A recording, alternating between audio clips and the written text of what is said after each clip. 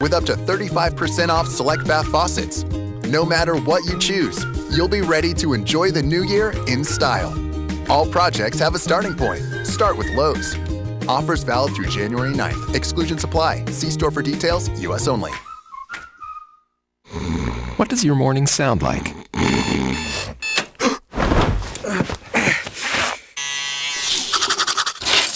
Morning, Al. Next stop, 32nd Street. Welcome to McDonald's. Hi, can I get an Egg McMuffin, please?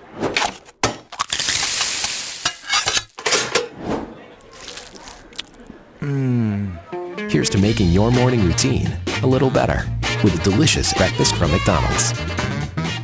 Introducing the all-new 1500 Ram Crew Cab with groundbreaking exterior styling, uncompromising luxury, and safety in numbers. The new Ram has available active-level 4-corner air suspension for the best ride in the truck market. Best-in-class rear legroom, in-floor storage, and the industry-exclusive Ram Box, the pickup bed with built-in toolboxes. When you push the start button and you hear that 5.7 Hemi come to life, you'll know then which truck you'll buy. The all-new Ram. See it now at Hutcheson Princeton, your Chrysler Dodge Ram dealer. Traveling can be great. Traveling on vacation, to see family, to a great spot to shop. But traveling to get your health care? Not so much. Caldwell Medical Center provides top-quality surgical services right here at home. Our surgeon, Dr. Sue Petty, and her skilled team provide outpatient, laparoscopic, and general surgery services to you in your own community so that you can be with your friends and family during your treatment and recovery. To learn more, you can contact Caldwell Medical Associates at 270-365-0332. That's 270-365-0332. 1580 103.3 WPKY. Good morning. It is 8:07:40 right now. We have got Chip Hutcheson in the studio this morning. Was that me? Good morning, Chip. Thank you so much for coming in. Good morning, Misty. Glad to join you again. And I'm glad you're here. We kind of got, we needed you at the last minute, and here you came. So thank you so much for doing that. Well, glad to. We were out of town the last 2 days, so thankfully here today, and glad to just talk about who knows what we'll get into here today, but we'll hopefully have something people will find interesting. I'm sure we can find something to talk about. I mean, we just came out of 1 year and moving on into the next year, kind of wrap up 2018. Yeah, since I was retired all of 2018, I thought as I came in, I saw the text about that, and I thought, wow, I don't remember things as well as I used to. Because you didn't keep on top of them. Because I wasn't on top of them. Of course, I retired in 2017, so I'm trying to think, well, are my memories from 2017 or 2018? But certainly in our community, I think the elections, anytime you have every 4 years, the elections are typically always a big story, and they were this year with Philip Sisk, of course, winning the Democratic primary for county judge executive, and then Larry Curling winning the general election in November. That was a big one. So we had a transition of leadership at the county judge level, and then Cody Young. And I'm glad you brought that one up. I need to look this up. He is so young. Yes, so 24. 24. And I want to know what the youngest mayor is. I wonder if he's going to be in the running for that. My instinct is that certainly in quote modern history he would be. My assumption is that he is the youngest. Typically, I wouldn't be surprised to find that out. Yes. I meant to Google that, and I haven't yet, but and part of the reason for that is that especially when you go back 30, 40, 50 years, that mayor made very little money, still doesn't make very much money. No, right. But you go back then, and it was not a job that anyone could live on. So typically you would have people from other professions, older people who would either retired or in the waning years of careers, and they would be your mayors. Of course, Sherman Shadowan was mayor in the early 90s, but he was by no means as young as Cody is at 24. I go back to the Lawrence Martins and the Elwood Cooks.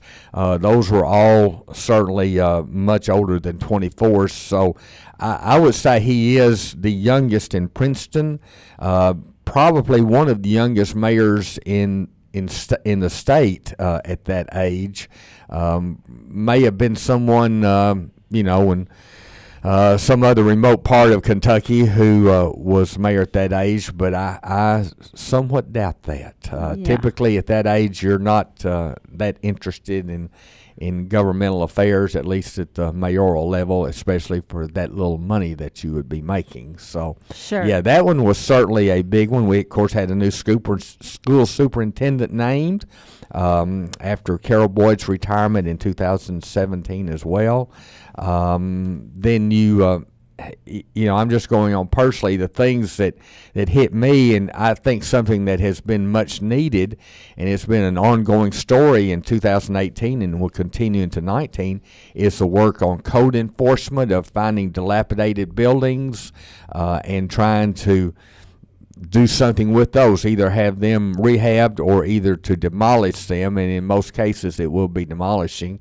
And there were a lot of stories about how that process was going to work and the funding for it and exactly who was doing what. So that was a big story. And then I think, personally, what stories do you remember the most? And I think the tragic death of Emma Riley in a car accident, and the impact that she had on lives. So many people here that know Harold and Debbie Riley, the parents and the family, Emma's brothers, and that had such a great impact, I think, on our community. And it gave the reality that we're never assured of another day on this earth, and so you better be ready to know where you'll spend eternity. And I know that people certainly grieve greatly over Emma's death, and she was 21 years old. Yeah, and I got to meet Harold for the first time probably 2 weeks ago. I think I had him. He was in here for talking about the backpack program yes. at Joseph Storage Bin. And so that was the first time I actually had gotten to meet him. And we talked about the benefit concert. And yes. I mean, I found myself, choking up. It's Yeah. those things. And I mean, of course, I had not met the family. I'd never met her. But those things are hard to talk about sometimes. They are. And that did impact people, not just from our community, but from several states. And through the work of HR Ministries. And then another story, big story, I think, is the move by HR Ministries to Main Street. They, of course, had Joseph Storage Bin on East Market Street or West Market Street, and limited in space. And then to be able to acquire the building that most previously was Johnson's Furniture, the upstairs, 34 years ago was the Elks Club, and downstairs in the basement was a beauty shop. And so that's a massive building. And that relocation work, I was in that building here a couple of weeks ago, and it's amazing the work that they're doing there. And they have a room upstairs, actually, that faces Main Street that they have designated as a prayer area. And they've already had one, I know, somewhat of a community prayer meeting there. And just making to great use a huge building right in downtown Princeton, right by that stoplight. I think it's great to have that building. And they had to put a lot of money into it right off the bat after they were able to, through God's grace, to buy the building. Then they had a major renovation work or repair project, and then the funding came through for that through people's generosity. And I think that has a major impact on our downtown area. And, you see stores move in and out, businesses come and go there, but that'll be a good one. And if you've not been by Joseph Storage Bin there on Main Street, the foot traffic is amazing. Every time I'm in there, there are all kinds of people looking and buying. And so that's a good development for our community as well. And Harold was in here Wednesday, I think, of this week as well, following up on, how the program went. And he mentioned they're moving, they're like in getting closer to that stage now. So right, and yeah, that's having a building that large enables them to have everything in one central location. So that's going to be strategically a very, I think, important move for that ministry. We look, I know, of course, nobody does sports better than Todd Griffin, and I think one of the stories that has a sports, obviously, component, Emma Talley. Mm-hmm. And here she finished in one of the top rookies on the LPGA Tour. As far as I know now, our only current professional athlete. We've had a few before. We had Greg Smith, who played in the NBA. But Emma had a great year, won over $400,000 on the tour. Will be on the tour again in 2019. What an incredible achievement for her, and doesn't surprise us. But we all rejoice in her in her success there on the LPGA Tour, which people just don't really understand. Most people don't. I don't guess I do even, how tough that life is, because it's always travel, and you really have no place to call home because you're on the road all the time, and it is a business. It's work all the time. Just because you play 18 holes, there is pressure, but then there's all that practice and that continual desire to improve, plus the competitive nature of it. And you've got so many South Korean golfers that have inundated the LPGA Tour, and that's a great business over there. They start in for someone who they deem to have golf ability at an early age. I mean, that is their entire life. Their entire life is not spent going to school and learning a vocation or learning about math and science and English or whatever the language is. Their life is devoted to golf, and where it's not that way in America, where you still do, go to school. You still go. Most of them go to college and pursue a degree. So we're so proud of Emma. Another big story during the year has to be the sale of the local newspaper. I was wondering if we were coming around to that. So, I certainly lament what has happened there. I'm sorry to see it happen. In this town has always, until now, always been a great newspaper town. We had 2 newspapers until 1992. Then they were both merged into one operation, and I think of my parents, and I think of Lowe and Louise Hobby, who owned the Caldwell County Times, and Gid Poole, who was at the Times for so many years, and the just investment they made in this community with their time, incredible time and effort. And I'm afraid that day's gone. And the local staff, they're down to 4 people at the newspaper, and they're doing by far the best they can, but they are so limited in what they're going to be able to do. And I lament that. And one of the reasons I'm thankful that Beth Mann got with WKDZ, bought WPKY, her vision and her knowledge of the community, and knowing what a community wants will be a great asset for WPKY. Yeah, I agree with that. And the unfortunate part about the paper, yes, that it has sold, but I think Beth's going to pick up that slack. I think that's her goal, and starting with Todd. Right, she will. And again, I've had very good association with WKDZ for about the last, 6 to 8 years, and with Beth and Alan Watts, Bill Booth, Tom Rogers. I can name so many of them. Cindy, Alan Lax, that have become good friends. We helped each other out, and there's always good to have those partnerships. And that was a partnership that benefited the newspaper and benefited WKDZ at that, when I was doing that with them. And I look forward to great things from WPKY. The media world is changing, as you know, so much with the internet and the opportunities that offers. No longer is a newspaper just a newspaper. It is in video work, online work, and the same with a radio station, where you can do things that 10 years ago you could never think about doing. Exactly. And Todd will be great at that. So his photography skills, as I mentioned last time I was here, are superb. And your listeners and now viewers on your online site will benefit by that. Yeah, absolutely. You know, the one thing I think radio, you're right, we're in a very digital world. Yes. But the one thing that radio has, we can offer what we're doing right now. Yes. You can't get on Facebook and have this conversation. Right. You can't go on Google and get the feeling. You can read the words, but you can't have the conversations, and you can't take it in other directions. And I think that's what's going to help radio. Right. I do too. And the thing about radio and the newspaper and radio, those are your guards of government, and to let people know what's going on, and you can have you're accountable. Where on Facebook somebody can put something and really there's no accountability, and that to me is so important, is that the radio, the media, whether it be the newspaper, radio, they understand they're accountable to people, and it's out there for the entire public to see.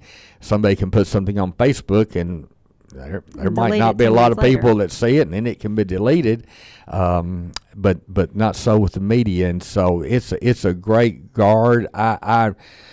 I really bemoan the loss of what we're seeing in the newspaper industry at large. I know Ronnie Ellis with the CNHI, a large newspaper group that has most of its newspapers, I think all of its newspapers, for sale in Kentucky. Ronnie Ellis has been a Frankfort correspondent, and so many newspapers would pick up his commentaries and his articles on what's happening in state government. He's retiring. They're not going to hire anybody to replace him. And you think of those people that have filled that role, whether it be when Al Cross was at the Courier-Journal. Now he's a professor at the UK in the College of Journalism. You think of the Bill Bartlemans, who was at the Paducah Sun for years, retired from there. And you don't have those people who really have the connections in Frankfort and that great desire to cover Frankfort and let people know what's going on, and did it with integrity. And those people are just disappearing from the scene. Al still writes a column, every once in a while for the Courier-Journal, but yet we don't have that constant presence there. So I think our society is going to suffer as a result of it, because we will be subject to the Twitter accounts and things like that, where you don't ever know if what you're reading is actually the case. Right. Well, Chip, what else do you think impacted? What was our other big stories here in Caldwell County? Certainly anytime you have road work going on, and the road work between on the 641 near Fredonia, that's been a big story. We've not had really what I would consider a significant year industrial or recruitment-wise, economic-wise. We've had, as we mentioned, some businesses come and go in the downtown area, but with Treehouse still remains solid. Hydro Gear still remains solid. I think I have seen less talk about industrial development in the last few years than ever, and it's going to be interesting with the new administrations to see what they do. I will say part of that is, I think, due to the fact that if people want a job, they can get a job. Now, they might not be making the money that they want, but Treehouse is hiring most of the time. Hydro Gear's always looking for people. You can go and find signs of people looking to, seeking employees. And so it's very difficult. And people say, we need to get a new industry in here. Well, a new industry is going to look and say, what is my workforce? And how am I going to get people to do? Do they have the skills that I need? And I think that's been the focus that I've heard the most, is going through, whether it be what we call the vocational school out at the high school campus. Do they have the skills that are needed? And I think that's the area that we will continue to have to address, is how can we get new industry if people that are already here cannot find employees, and then if a new industry comes, can it find those employees with the skills that they need? Sure. And I think that technology center, that's another big story. And I think that's going to help with that. That's their whole intention, is to get people trained to do jobs and hopefully get them where they can stay local and give back to the community. Yes, and I think that was probably when Carol Boyd, before he retired as school superintendent, that was his last major thrust, was to get that, well over $1 million renovation that was needed. It was so outdated. Also look at programs that are offered. Are those programs compatible with what now employers do need? And that work that's been a major project. Anybody who's been out to that school campus will know. And I think Nate Huggins did a great job of picking that ball up and running with it. Yes, and that is a great asset, because people should understand it draws not just students from Caldwell County, it draws students from neighboring counties. Right. And so that helps to reinforce us as a regional center.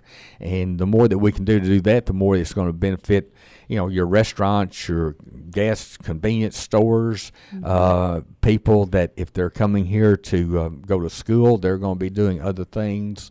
And it's a trickle-down effect on your local economy.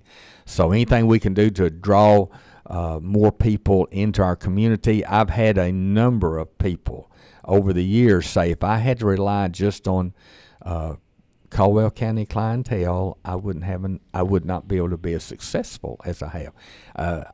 To me, the perfect example of that's Polly Ice Restaurant. You go in there now, and you go in the parking lot, and at least half the cars are outside they don't have a Caldwell County license tag. It's amazing. Wherever I go, someone will say, well, I'm in Princeton, maybe we can get together at Polly Ice. And Rick Welch is the publisher of the Madisonville Messenger. And here a couple of years ago, my wife and I were eating out there, and I thought, what is Rick Welch doing in here? And he had been in a meeting in Paducah on his way back to Madisonville, and he said, anytime I make that trip, I stop and here at Princeton and get Polly Ice Pizza to go home. And Mike Deering there's told me, people call from Greenville and order a pizza to go. Is that right? And so it's so anything we can do to pizza. draw I might have more to try people. them. Yes. Haven't tried them yet. Oh, you haven't? Well, you might be about the only one. So. Well, I'm trying to behave. Yeah, I know. It's hard to behave and eat good. Well, you've got the morning show, and so that doesn't fit well right, into I can't your eat a pizza after I leave here. I have eating to come back schedule. for it. So, but you'll enjoy it. It's amazing the people that I meet from every walk of life who will talk about Polly Ice. Well, I'm going to put Polly Ice on my list of need to tries. Yeah, it is. One of these days, they'll start hitting the big time on the Food Network. One of these, Newsom's Old Mill store has of course hit the big time. They were in Southern Living in 2018, which is another good success story for us. And she's another one. I mean, she ships products for sure all over the country, and it's just a booming business. And the more that we here can attract a larger customer base, no matter what your business, the better off you are. Right. Chip, I hate to do this, but we're going to have to get off here. We do have another guest waiting for us. Kind of a surprise guest for me, but we're going to get him in here in just a minute. And thank you so much for joining us this morning. Thank you, I appreciate Misty. it. And yeah, it's hard to say which one's the top. There's so many things going on. A lot of that stuff happened like right at the end of the year too. Yes. And those are things that typically you remember. Sure. It's the most recent things, and I'm sure I have left out some things that are worthy of mention. So I apologize for those. But it's nice to be with you again. Thank you so much. We appreciate you coming, Chip. Chip Hutcheson here to talk to us about 2018 in Princeton and Caldwell County. Here's your WPKY Weather Edge Weather Center forecast. Rain expected today with a high near 45. There's a 40% chance of rain overnight with an overnight low around 33. Sunny skies for tomorrow. High will be about 52 tomorrow. Mostly clear overnight Saturday night with a low around 38. Continued sunshine on Sunday with a high near 57. Partly cloudy Sunday night with a low around 46, and on into Monday, showers will come back with a high near 49. Today again, rain is likely with a high near 45. Your WPKY Weather Edge Weather Center forecast is brought to you by Herb Hayes Furniture. Hi, Caldwell County. I'm Allie Coleman with First Southern National Bank, and I'm ready to service your next loan. Whether you're wanting to build your first home, buy an investment property, or add square footage for your growing family, we can tailor a solution just for you. Stop by my office at 101 West Washington Street in Princeton, or give me a call at 270-365-3545 to apply today. First Southern National Bank, Equal Housing Lender, Federal Registry 409424, NMLS